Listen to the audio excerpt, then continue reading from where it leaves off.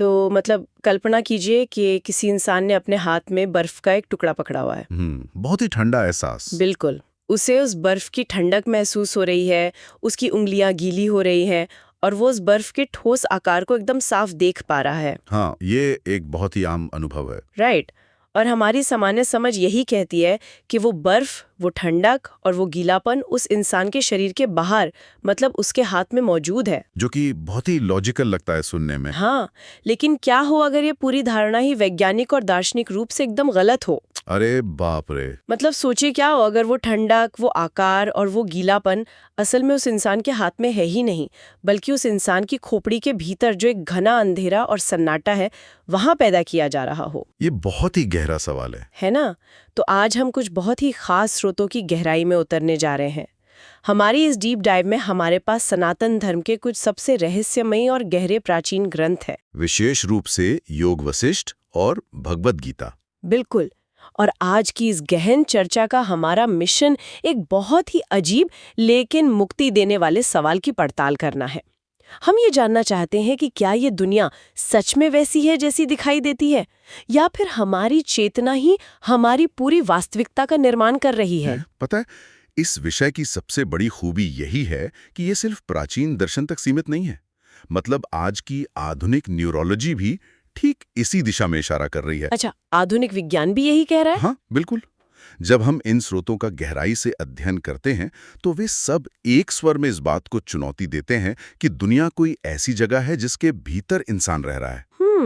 तो फिर दुनिया है क्या? इसके बजाय वो कहते हैं कि ये पूरी दुनिया केवल एक अनुभव है, एक ऐसा अनुभव जो पूरी तरह से इंसान की चेतना के भीतर घटित हो रहा है। मतलब बाहर कुछ है ही नहीं? देखो, भौतिक अणु और परमाणु बाहर हो सकते हैं, लेकिन जो दुनिया हम महसूस करते हैं, रंग, रूप, स्वाद, उसका निर्माण पूरी तरह से हमारे भीतर हो रहा है। यार, इस बात को हजम करना थोड़ा मुश्किल होता है, क्योंकि मतलब जब कोई इंसान अपनी आंखें खोलता है तो उसे सामने एक मेज, आसमान या पेड़ दिखाई देता है। हाँ, वो सब एकदम असली लगता है। राइट।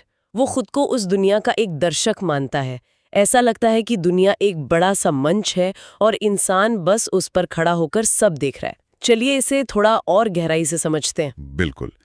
ये भ्रम इतना गहरा इसलिए है क्योंकि हमारी जो जीव विज्ञान है, हमारी बायोलॉजी, वो इसे इसी तरह महसूस करने के लिए प्रोग्राम की गई है। तो हम प्रोग्राम्ड हैं ऐसा देखने के लिए। एकदम सही। लेकिन अगर हम स्रोतों में दी गई देखने की प्रक्रिया को समझें, जिसे दृष्टि कहा जाता है, तो पूरी तस्वीर बिल्कुल बदल जाती है। वो कैसे? मतलब विज्ञान के नजरिए से क्या होता है? देखो, जब कोई इंसान एक लाल सेब को देखता है तो उसकी आंखें उस सेब को असल में नहीं देख रही होती हैं।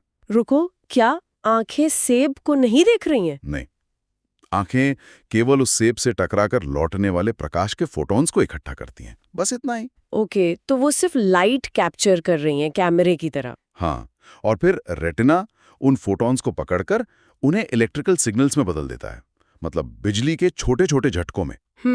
Electrical signals. फिर वे सिग्नल्स ऑप्टिक नर्व के जरिए दिमाग के पिछले हिस्से में जाते हैं। अब यहाँ सबसे दिलचस्प बात आती है। हाँ, बताइए। इंसान की खोपड़ी के अंदर हमेशा घुप अंधेरा होता है। बाप रे, हाँ। वहां अंदर तो कोई रोशनी नहीं जा रही। बिल्कुल नहीं। वहां कोई प्रकाश नहीं है, कोई लाल रंग नहीं है। वहां सिर्फ न्यूरॉन्स के बीच बिजली दौड़ रही है। अरे वाह! यानी हमारा दिमाग केवल उस कच्चे डेटा को प्रोसेस कर रहा है। एकदम सही समझे आप। वो एक बंद और अंधेरे बक्से के अंदर बैठा एक कंप्यूटर है जिसे बाहर की दुनिया का कोई सीधा अनुभव है ही नहीं। वो केवल उन सिग्नल्स को डिकोड कर रहा है। और यहीं पर सनातन दर्शन विज्ञान से एक कदम आगे जाता है। अच्छा, वो कैसे? देखो, दिमाग केवल उन इलेक्ट्रिकल सिग्नल्स की प्रोसेसिंग कर सकता है, लेकिन उन सिग्नल्स को लाल रंग के अनुभव में या उस बर्फ की ठंडक के एहसास में कौन बदलता है? हाँ, मतलब न्यूरॉन्स का आपस में टकराना अपने आप में कोई अनुभव तो नहीं है। बिल्कुल। स्रोतों के अनुसार वो जो उस अंधेरे में उस डेटा को एक रंगीन 3D दुनिया के रूप में महसूस कर रही है, वो हमारी चेतना है। वाओ, चेतना। हाँ, और इसी को योग वशिष्ठ में बहुत ही स्पष्ट रूप से कहा गया है। एक श्लोक है, चित्तमेव हि संसारः। चित्तमेव हि संसारा। इसका मतलब? इसका अर्थ है कि यह संसार कुछ और नहीं बल्कि हमारा मन ही है। संसार बाहर नहीं है, बल्कि मन ही संसार का रूप लेकर चेतना के सामने प्रकट हो रहा है। अगर हम इसे बड़े परिप्रेक्ष्य में देखें, तो अगर दिमाग केवल डेटा ले रहा है और चेतना उसे एक दुनिया के रूप में रेंडर कर रही है, तो ये पूरी प्रक्रिया मुझे आज के समय के वीआर हेडसेट की याद दिलाती है। अरे वाह, ये बहुत ही बेहतरीन तुलना है। Virtual reality. हाँ, मतलब जब कोई इंसान एक एडवांस्ड वीआर हेडसेट पहनता है और मान लीजिए साथ में हैप्टिक फीडबैक वाला सूट भी पहनता है, तो उसे ऐसा लगता है कि वो किसी पहाड़ की चोटी पर खड़ा है। बिल्कुल, हवा, ऊंचाई सब महसूस होता है। और अगर गेम में कोई उसे छूता है तो उसका सूट कंपन पैदा करता है और उसे सच में स्पर्श महसूस होता है। लेकिन असल में बाहर क्या है? बाहर तो कुछ नहीं है। वही तो, बाहर सिर्फ प्लास्टिक का एक चश्मा है, कंप्यूटर का एक प्रोसेसर है और कोड की लाइनें हैं। पहाड़ और हवा केवल उस इंसान के दिमाग में बन रहे हैं। इस वीआर के उदाहरण को अगर हम मानव शरीर के नर्वस सिस्टम पर लागू करें तो स्थिति बिल्कुल वैसी ही नजर आती है। सच में? मतलब हमारा शरीर भी एक वीआर सूट है? हाँ, बाहरी भौतिक दुनिया में केवल ऊर्जा, तरंगे और कण मौजूद हो सकते हैं। ठीक वैसे ही जैसे कंप्यूटर के अंदर 1 और 0 के कोड होते हैं। Binary code. बिल्कुल। जब इंसान किसी पत्थर को छूता है तो असल में उसके हाथ के इलेक्ट्रॉन पत्थर के इलेक्ट्रॉनों को पीछे धकेल रहे होते हैं। कोई ठोस स्पर्श नहीं होता वहां। अरे बाप रे! मतलब हम कभी किसी चीज को सच में छूते ही नहीं है? नहीं, वो केवल एक नर्वस सिस्टम का सिग्नल है। वो एक हैप्टिक फीडबैक है जो दिमाग तक जाता है और फिर इंसान की चेतना उस सिग्नल को एक कठोर पत्थर के अनुभव में बदल देती है। वाह! तो भौतिक दुनिया केवल कच्चा डेटा यानी वो कोड मुहैया कराती है, लेकिन वास्तविकता की जो फिल्म चलती है उसका निर्माण पूरी तरह से भीतर होता है। एकदम सही। उसका रंग, उसका स्वाद सब अंदर रेंडर हो रहा है। तो अगर मेरा दिमाग इस जागृत दुनिया को एक वीआर गेम की तरह रेंडर कर रहा है, तो एक बहुत ही स्वाभाविक सवाल उठता है मेरे मन में। हाँ, पूछिए। क्या ये रेंडरिंग की प्रक्रिया ठीक वैसी ही है जैसे कोई इंसान रात में सपने देखता है? क्योंकि जब हम सोते हैं तब भी तो हमारे भीतर एक पूरी दुनिया बन रही होती है। ये बहुत ही सटीक पॉइंट है। और आपको पता है, स्रोतों में सपनों के उदाहरण पर बहुत ज्यादा जोर दिया गया है। अच्छा, सपनों को इतनी अहमियत दी गई है? हाँ, क्योंकि ये चेतना की रचनात्मक शक्ति को समझने का सबसे सीधा तरीका है। कैसे ये काम करता है ये? देखो, जब कोई व्यक्ति गहरी नींद में सपना देख रहा होता है तो उसका शरीर एक सुरक्षित बिस्तर पर लेटा होता है। उसकी आंखें बंद होती हैं, कान भी बाहरी आवाजों पर ध्यान नहीं दे रहे होते। राइट। वो बाहरी दुनिया से पूरी तरह कट चुका होता है। लेकिन उसके अनुभव में क्या चल रहा होता है? उसे एक पूरा ब्रह्मांड दिखाई देता है।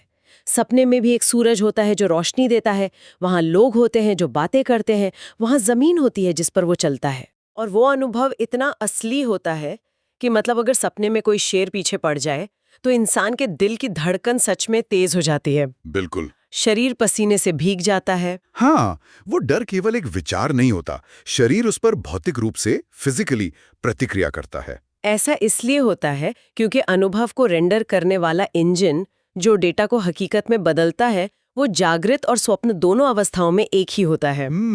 रेंडरिंग इंजन सेम है। योग वशिष्ठ का एक और कमाल का श्लोक है, यदिदम दृश्यते सर्वम चित्तमेव तदात्मकम।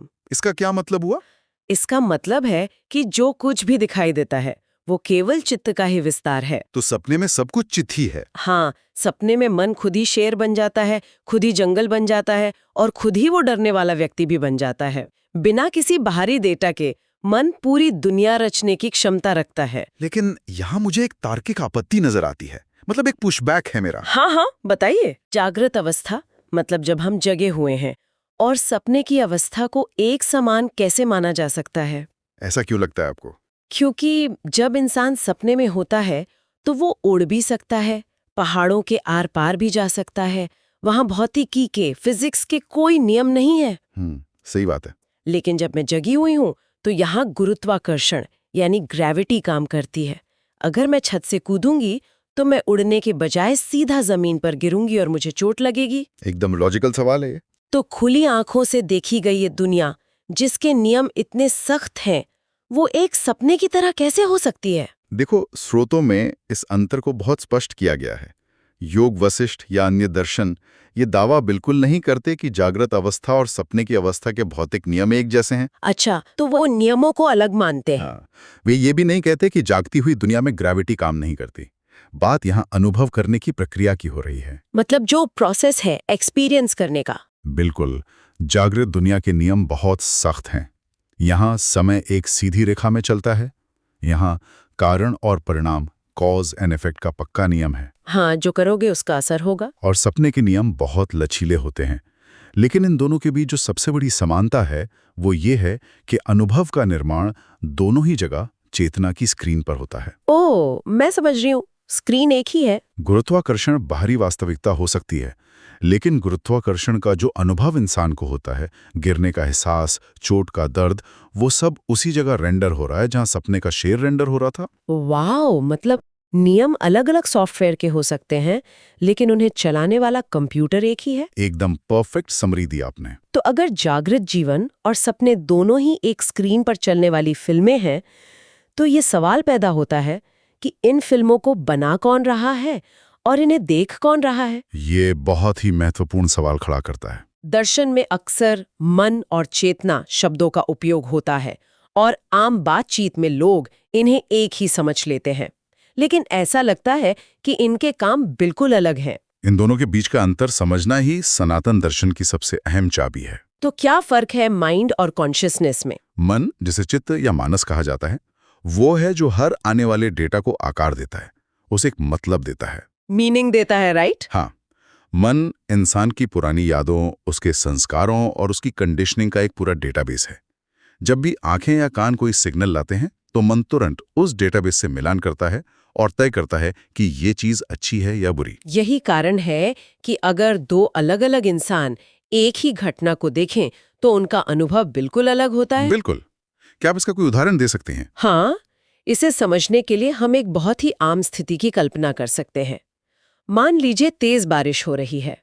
बारिश। एक इंसान जो किसान है और जिसकी फसल सूख रही थी, वो उस बारिश को देखकर खुशी से भर जाता है। उसके लिए वो बारिश जीवन है। एकदम सही। लेकिन दूसरा इंसान जिसे किसी जरूरी इंटरव्यू के लिए जाना है और उसके कपड़े भीग रहे हैं, वो उसी बारिश को देखकर गुस्से और तनाव से भर जाता है। हाँ, वो तो परेशान हो जाएगा। अब देखिए, आसमान से गिरने वाले पानी की बूंदें तो एकदम समान है, उनका रासायनिक रूप एक है, लेकिन अनुभव पूरी तरह विपरीत है। ये मन की कार्यप्रणाली का सबसे सटीक उदाहरण है। घटना पूरी तरह से तटस्थ है, न्यूट्रल है। बारिश ना तो अच्छी है न बुरी। हाँ, बारिश तो बस पानी है। लेकिन मन उसमें अपनी कंडीशनिंग के अनुसार अर्थ जोड़ देता है। मन ही उस बारिश को मुसीबत या वरदान बनाता है। और दूसरी तरफ चेतना, जिसे साक्षी भी कहा जाता है, वो तत्व है जो केवल इस पूरी प्रक्रिया को प्रकाशित करती है। चेतना न तो बारिश से खुश होती है न दुखी होती है, वो बस देखती है। हाँ, वो केवल ये जानती है कि मन खुश है या मन दुखी है। मुझे लगता है कि इसे आज की तकनीक जैसे स्मार्टफोन से बहुत अच्छी तरह समझा जा सकता है। अच्छा, स्मार्टफोन से कैसे? अगर हमारा मन स्मार्टफोन में मौजूद इंस्टाग्राम जैसे किसी ऐप का फिल्टर है, तो वो किसी भी साधारण तस्वीर का पूरा मूड बदल सकता है। अरे वाह, ये बहुत अच्छा एनालॉजी है ना?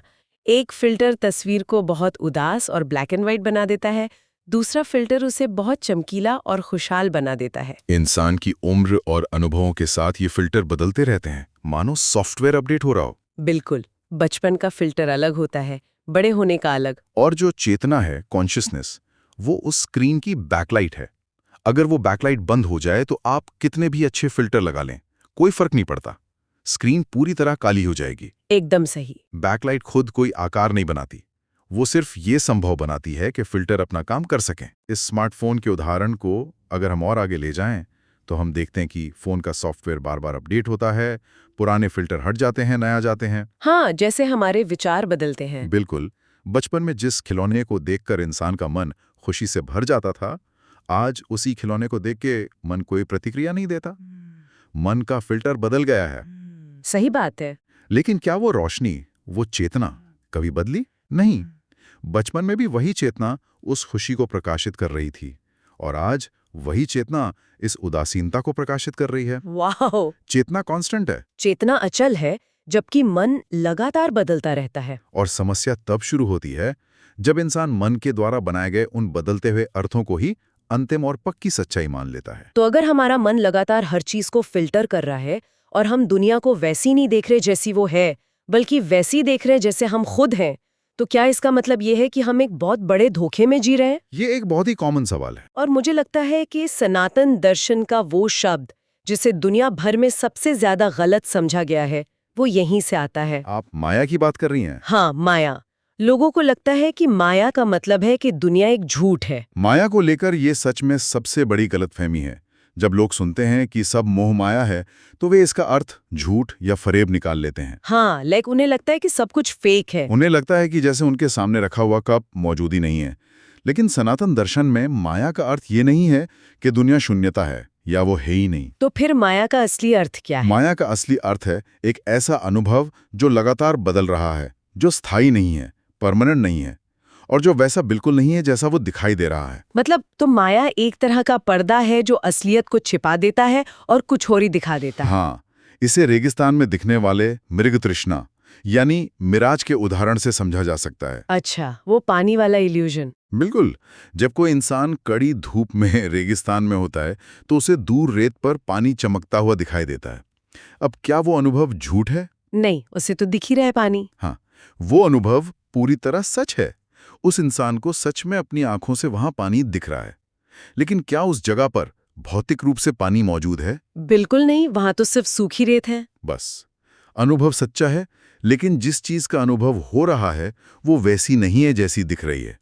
दुनिया का अनुभव भी इसी तरह माया है। बहुत ही सुंदर तरीके से समझाया आपने। भगवद गीता के 7वें अध्याय के 14वें श्लोक में श्री कृष्ण कहते हैं, देवी येषा गुणमयी मम माया दुरत्यया। इस श्लोक में वे माया को अपनी ही एक दिव्य शक्ति बताते हैं। अच्छा, मतलब माया कोई विलेन नहीं है? माया कोई दानव या दुश्मन नहीं है।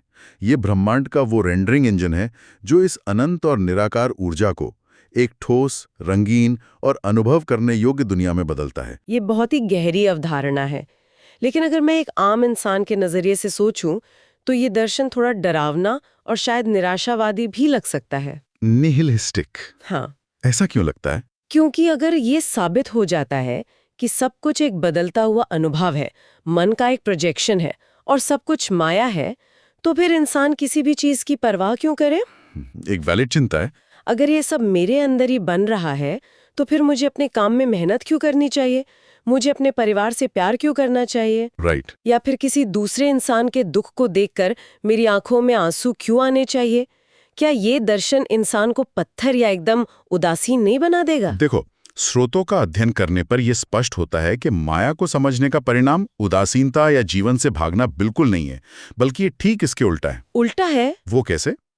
जब किसी इंसान को ये समझ आ जाता है कि ये दुनिया एक माया है, तो वो एक नाटक के कुशल अभिनेता की तरह हो जाता है। एक अच्छे एक्टर की तरह। हाँ, जब कोई बेहतरीन अभिनेता मंच पर होता है तो वो जानता है कि ये कहानी असली नहीं है, ये तलवार लकड़ी की है और सामने मरने वाला किरदार असल में नहीं मर रहा है। लेकिन क्या ये ज्ञान उसे खराब एक्टिंग करने पर मजबूर करता है? नहीं, बल्कि वो तो और ज्यादा निखर कर अपना किरदार निभाता है। वो मंच पर रोता है, क्रोधित होता है, प्यार करता है। बिल्कुल, वो अपना किरदार पूरी निष्ठा से निभाता है। लेकिन जब नाटक खत्म होता है और पर्दा गिरता है, तो वो उस किरदार के दुख को अपने साथ घर लेकर नहीं जाता। वाह, वो डिटैच्ड रहता है अंदर से। हाँ, वो मंच पर मरे हुए किरदार के लिए जीवन भर शोक नहीं मनाता, क्योंकि वो अपने साक्षी भाव में स्थित है। इसी तरह जो इंसान माया को समझ लेता है, वो दुनिया के हर रिश्ते को पूरी गहराई से जीता है। वो अपना काम पूरी मेहनत से करता है और दूसरों की मदद भी करता है। एकदम। लेकिन जब व्यापार में नुकसान होता है या परिस्थितियां बिगड़ती हैं, तो वो भीतर से टूटता नहीं है। वो जानता है कि ये सिर्फ चेतना की स्क्रीन पर चलने वाला एक दृश्य है। मतलब वो दुख का अनुभव करता है, लेकिन वो दुख उसे अंदर से खत्म नहीं कर सकता। बिल्कुल सही।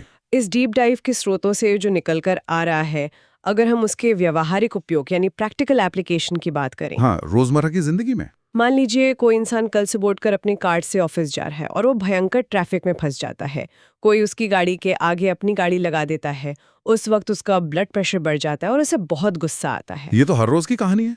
तो ये दर्शन, ये जानकारी उस पल में उसकी कैसे मदद कर सकती है? उस ट्रैफिक वाले पल में आमतौर पे इंसान सोचता है कि उस दूसरी गाड़ी वाले ने मुझे गुस्सा दिलाया। हाँ, हम हमेशा ब्लेम बाहर डालते वो हैं। गुस्से का कारण बाहर खोजता है। लेकिन अगर उसे इन दर्शनों की समझ है, तो वो तुरंत एक कदम पीछे हटेगा।